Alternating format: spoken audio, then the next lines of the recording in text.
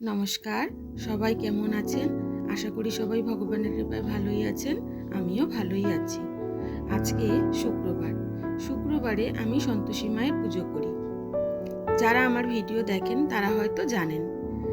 আমি কিন্তু খুব ছোটোর থেকেই সন্তোষী মায়ের পুজো বাড়িতে হয়ে আসছে দেখছি।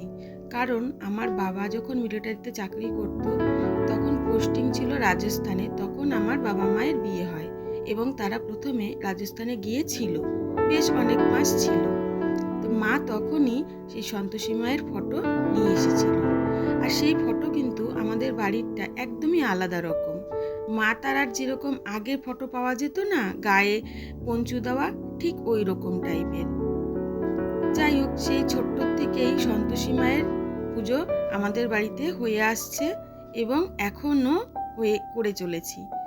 মা তো সত্যিকারের, সবাই জানেন, ভীষণ ভীষণ জাগ্রত। মন থেকে কিছু চাইলে মা কিন্তু সত্যি পূরণ করেই করে।